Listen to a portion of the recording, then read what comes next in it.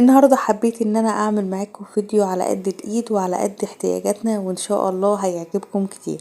كملوا معايا الفيديو للاخر عشان تشوفوا افكار 50 جنيه. عملت الفيديو ده قبل كده وعجبكم كتير. ليه حبيبة قلبي اللي كانت كاتبالي انا باخد 50 جنيه في اليوم للحدا يا ام ياسين، وبيت بطني وجعتني من اكل الجبنة. عملتلك افكار كتير، يمكن منهم افكار مطاعم ومنهم كمان اكل امهاتنا الحبايب قلبنا، واكل ياما هنا ياما هناك. قبل بقى ما ندخل في اي كلام، صلوا على الحبيب وصباح الفل وصباح الياسمين وصباح كل شيء جميل. النهاردة اول اكلة وهي بمقام 50 جنيه. ممكن تزيد هيكا وممكن تقل هيكا، بس المهم ان هي على قد الايد. يلا بينا نشوف ايه هي الحاجات اللي جبناها. اللهم صل على الحبيب. اول حاجة جبتها هي نص كيلو مكرونة عقل، اي نوع بقى انتي تحبيه، المهم ان هي نص كيلو. وجبت ب20 جنيه بانيه، او بمعنى اصح قطعة صدر كده في رينج 20 جنيه. وربع بصل، ونص بطاطس، ونص طماطم. النص البطاطس ونص الطماطم كده بالنسبة لي 10 جنيه، لاني انا جايباهم من الراجل اللي بيبيع الكيلو ب10، بس بايده هو مش بايدك انتي. تمام. وهكذا البطاطس جبت منه نص ونص كده 10 جنيه. والبصل عندنا ب20 وب22، انا جبت ام 20. جبت ربع ب5 جنيه. والمكرونة من 18 ل20 جبت نص. والبانيه ب20. احسبوا انتوا بقى وقولولي الاسعار بتاعتها كام في الكومنتات. تمام. اول حاجة عملتها هي اني انا مسكت البانيه قطعته، او بمعنى اصح الصدر قطعته زي ما انتوا شفتوه. اي تقطيعة كده كده احنا هنفرمه. هنعمل رول تحفة جدا، طعمه حلو قوي وشكله يشهي جدا. وكمان اللهم صل على النبي بيربي قوي قوي قوي قوي، وبياكلوا لما يشبعوا. وبجد بجد يا بنويت والله العظيم زيه ما لقيت. طعمه حلو قوي، ويعني ينفع كمان معاكي لو عندك عزومة ينفع تعمليه، هيكفي معاكي وهيملى سفرتك كمان وكمان. اللهم صل على النبي. زي ما قلت لكم فرمت البانيه، وبعد كده نزلتها ومسكت بقى البصل قطعته وبرده فرمته. المكونات: فراخ بانيه، بصل، فلفل كوبي. عايزة تحطي اي حاجة تضيفيها زودي من القيمة الغذائية براحتك خالص. اي حاجة هتضيفيها هتزود معاكي الكمية وهتزود معاكي من القيمة الغذائية. وكمان ممكن تزودي اي حاجة من الحاجات البقوليات، زي الفول الصويا، زي الرز المطبوح، زي الحمص، زي الفريك، زي البرحل، اي حاجة انتي تحبيها. تمام. اللهم صل على النبي. طبعا فرمت البصل كده زي ما انتوا شفتوا، واهم حاجة ان انتي تصفي المية منه نهائي. ركنته كده على جنب لحد لما صفيت المية منه. وانتي بتصفيه حطي عليه رشة ملح عشان ينزل كل المية اللي فيه.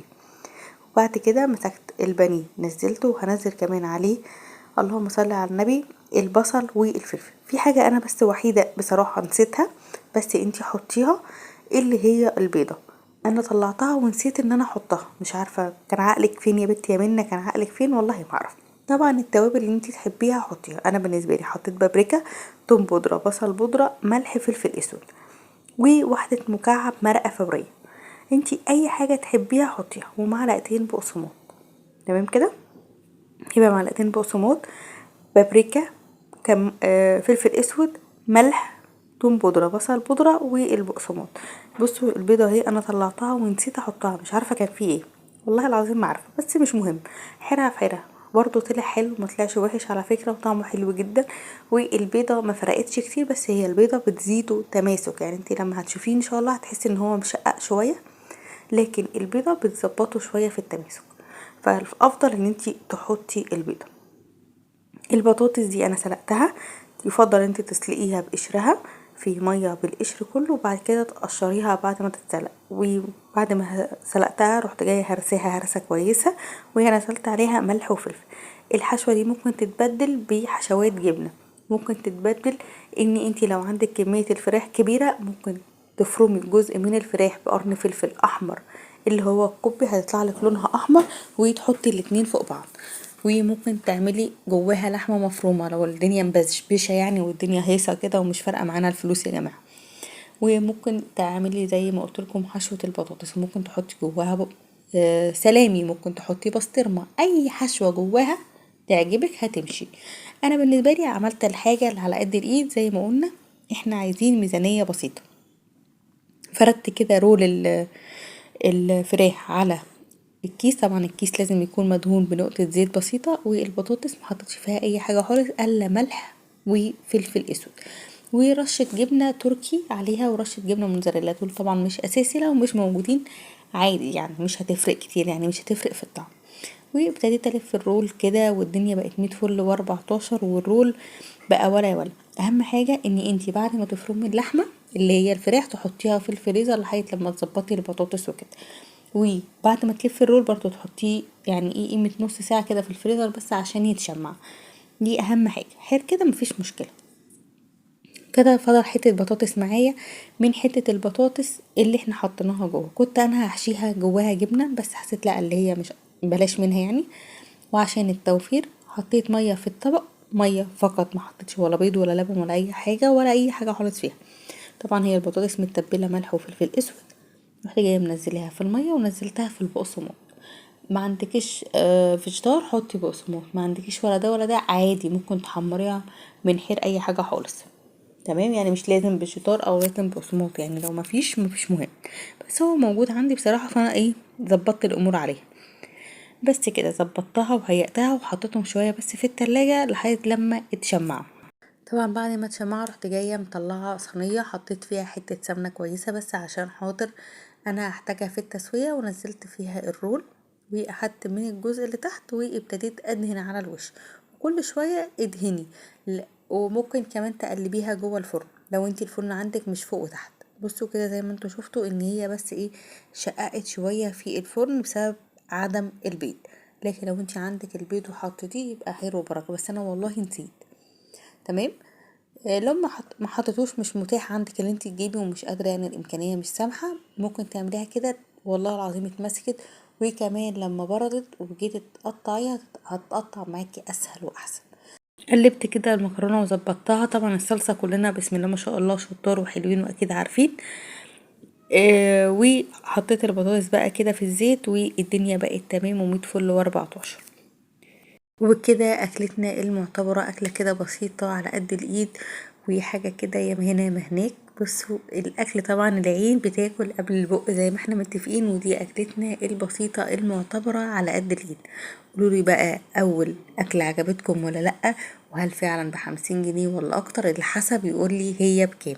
تمام كده يا قطايط، يلا بينا عشان ندخل في الحلقة الجديدة. بصي الجمال يا بنت، بصي الجمال. يلا بينا ندخل على الاكله الجديده اللي انا جوعت والله العظيم جوعت. حطيتي لايك ولا لا؟ حطي لايك ده اولا، وثانيا كومنت حلو كده يرفع من روحي المعنويه، وثالثا قولوا لي الفيديو عجبكم ولا لا، وهل حابين بقى ان انا اعمل لكم منيوهات مثلا، حابين ان انا اعمل لكم حلويات، قولوا لي اللي انتوا حابينه. يلا بينا بقى ندخل في الاكله الثالثه بسرعه. تاني أكلة طبعا امبارح أكلنا مكرونة، فالنهاردة ناكل رز، يعني يوم مكرونة يوم رز، يوم كده يوم هكا يوم هكا، الدنيا هتبقى 100 فل و14. يلا بينا بقى على أكلتنا التانية. زي ما قلت لكم طبعا ده نص رز، اللهم صل على النبي، أقل من 200 جرام لحمة، لأن زي ما انتوا شفتوا أنا كنت مقسماها معاكم الربع الكيلو أنا قسمته على 5 كيس، يعني ما كملش ربع. تمام كده، اللهم صل على النبي. وبصلاية مفرومة بالسكينة بقى بالمحرطة اللهم صل على النبي بالكبة، اي حاجة انت عندك. نزلت عليها الاول بتوم توم بودرة، بصل بودرة، ملح، فلفل اسود، بابريكا. ولو عندك كبابة صيني حطي، ما عندكيش مفيش مشكلة، يعني مش حاجة اساسية. الاساسي ان انت تحطيه هي معلقة البيكنج باودر، دي بتعليها كده وتخليها نفشة كده مع بعضها، دي اهم حاجة. وطبعا الماجي لو عندك، ما عندكيش خلاص.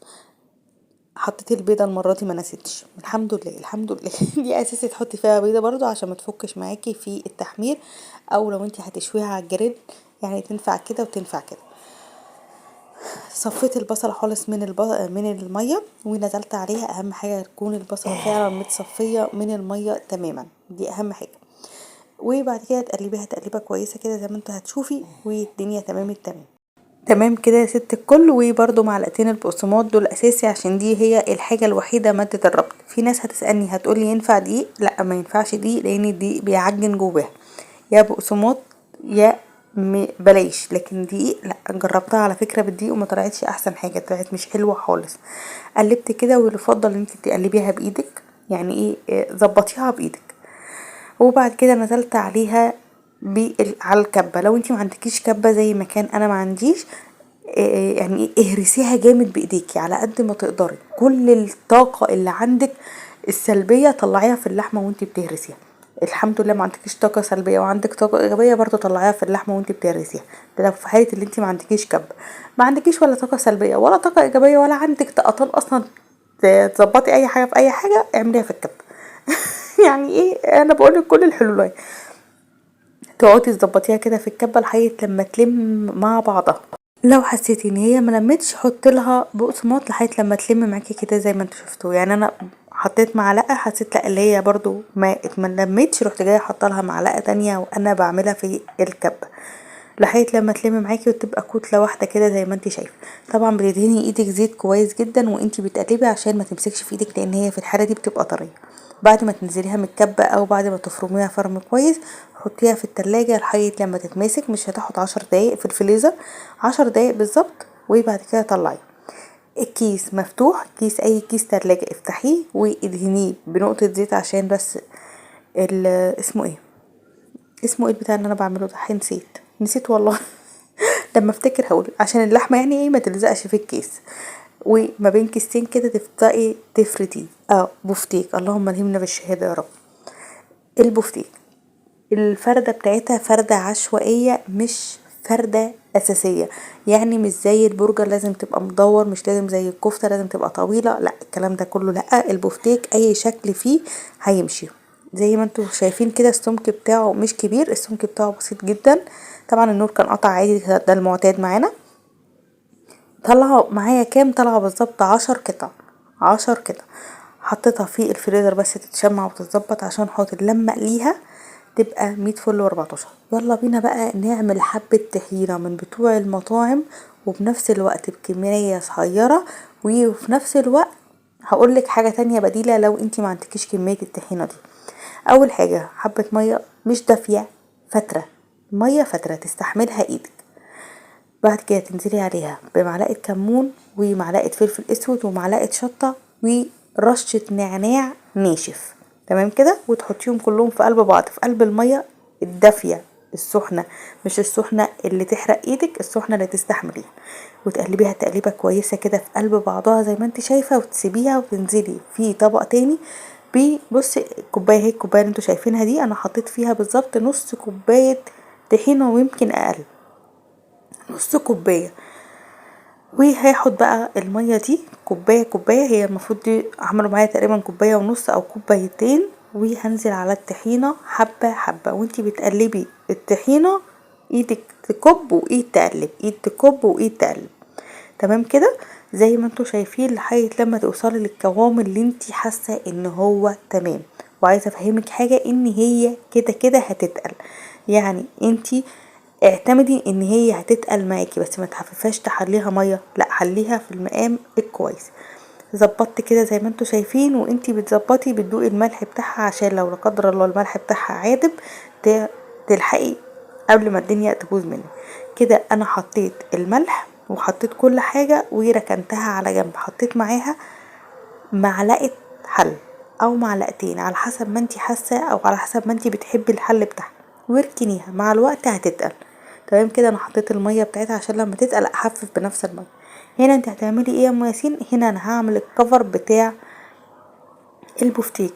البفتيك المفروض بيتعمل بدقيق وبيض وبقسماط. طبعا احنا الميزانيه عندنا حطينا البيضه بتاعتنا خلاص في اللحمه، فمش هنقدر نحط بيض تاني. فاحنا دلوقتي هنعمل عجينه بالميه زي عجينه الكريب كده خفيفه، معلقتين دقيق بكوبايه ميه.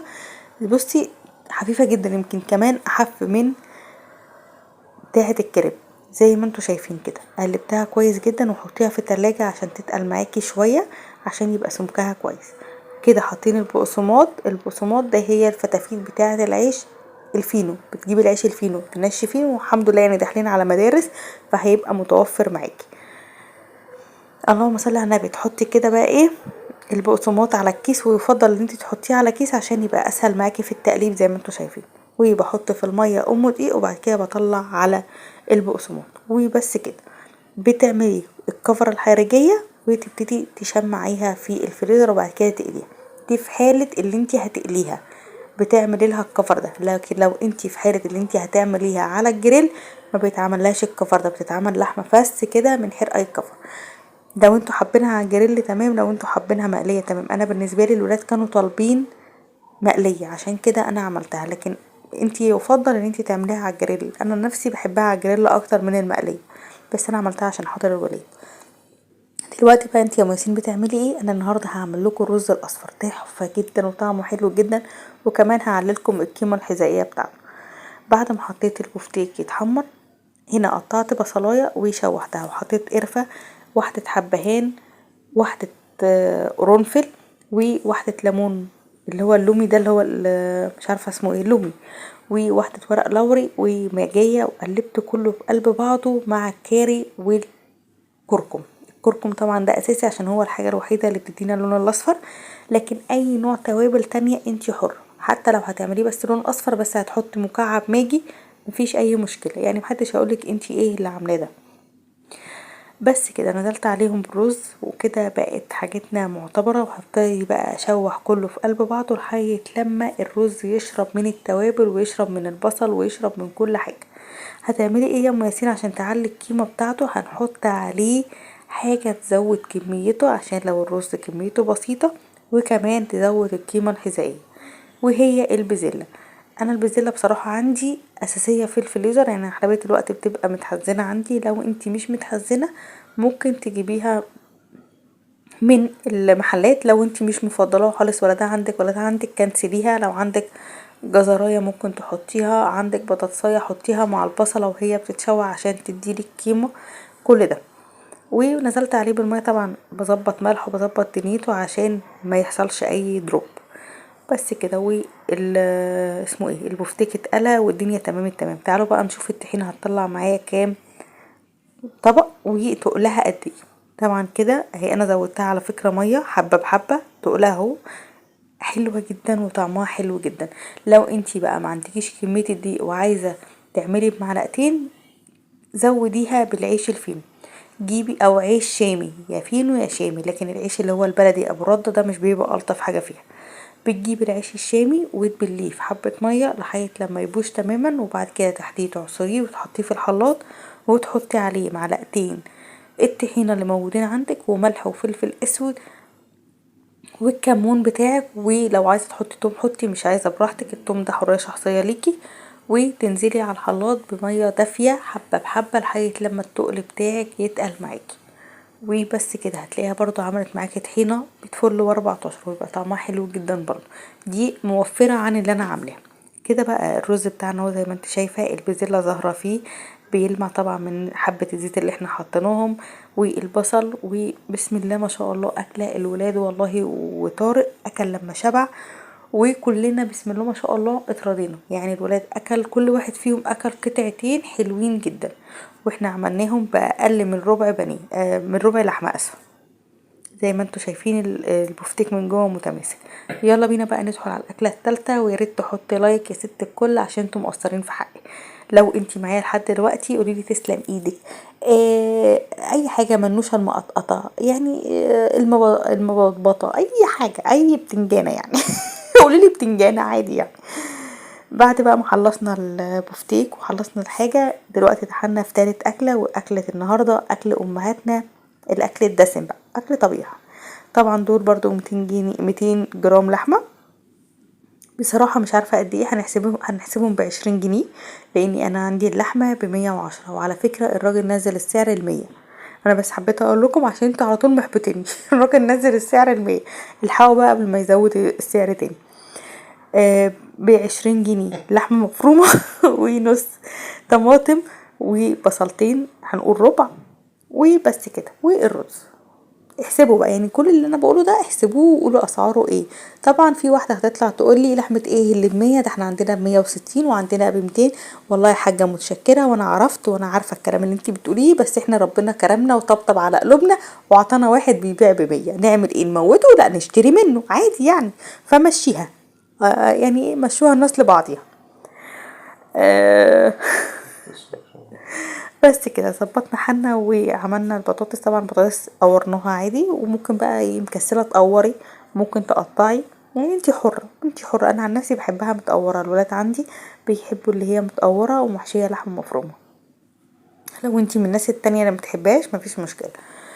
ابتديت بقى لازم تقليها او لازم تشوحيها، لازم يعني ايه تديها صدمة. لازم قبل ما تحط لها اي لحمة او اي حاجة ما ينفعش تتعمل نية، لان لو اتعملت نية بيبقى طعمها مش حلو، والنشا بتاعها كله بينزل في الصلصة، بتحسي كده ان انتي ايه ما بتاكليش بطاطس باللحمة، بتحسي ان انتي بتاكلي نشا باللحمة. حطيت البصل كده زي ما انتوا شفتوا، واللحمه العصاج طبعا تعملوا الطريقه اللي تعجبكم. وعلى فكره انا 200 جرام لحمه عمل معايا 12 بطاطسايه، 12 بطاطسايه مش 10، 12 بطاطسايه بالعدد. وكمان عمل الولاد رغيف لحمه معصجه اكلوه، يعني قبل ما انا خلصت الاكل كان هم كل واحد اكل نص. المهم وهتشوفوا دلوقتي وانا بعمل. حمرت البطاطس كده زي ما انت شايفة، وده القلب طبعا ما بيترماش، هنحطه في قعر الصينية، وهنحط عليه كده معلقة لحمة مفرومة ايه تطعمه يعني تظبطه. طبعا انت حرة، ممكن تبدلي اللحمة المفرومة ببانيه مفروم، يعني الحاجة اللي تعجبك انت حرة بيها. يعني في ناس بتحب تحشيها فراخ احشيها، لو زي حالتي بتحب تحشي لحمة احشيها، يعني مش هتفرق يعني اي حاجة. بس كده انا بقول لكم دي اكله تالته ب50 جنيه، وبرضو على قد الايد والدنيا متظبطه.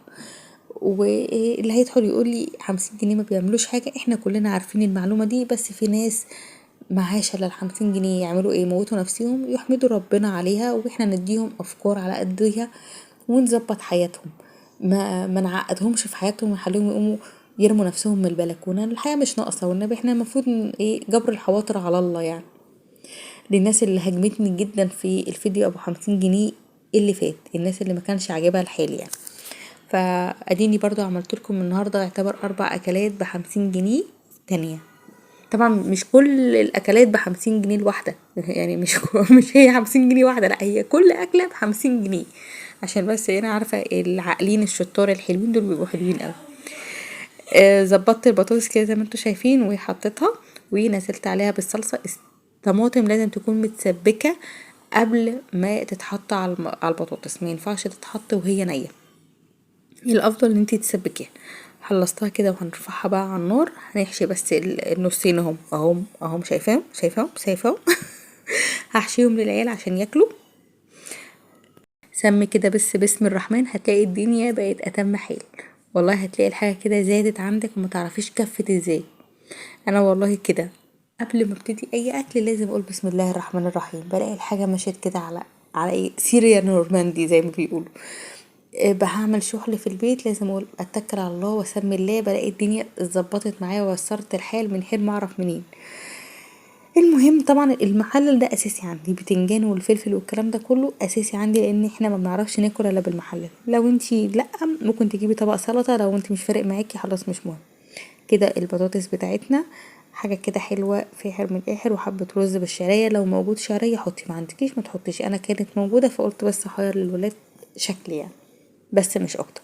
لكن لو موجود حطي، مش موجوده ممكن تحمري حبه رز من الرز اللي انت جايباه وتحطي الاتنين، يبقى رز حبه وحبه. بس كده، ودي اكلتنا التالتة. حطي رايك بقى زي ما انا بقول. يلا بينا بقى ندخل على الاكله التالتة، وهي النهارده مكرونه. الرابعه بقى، الرابعه كلكم تحسبوا وتقولوا لي. تمام. دي مكرونه المفروض كيلو الا ربع بصراحه عشان ما اكدبش، بس انا هحط نص كيلو بس. الكبد دي بصراحه كانت عندي، بس هو كيلو الكبد حاليا في السوق ب75 ب85 كبد، بس لو كبد وقوانص 75. لكن لو كبد بس زي اللي انا عاملاها كده ب85. انا بصراحه مش جايباها انا زي ما انت شفتوا اني انا كنت جايباها في فيديو المشتريات، بس انتي احسبيها، احسبي بقى ان ربع ال85 كام، شوفي انتي بقى واحسبي.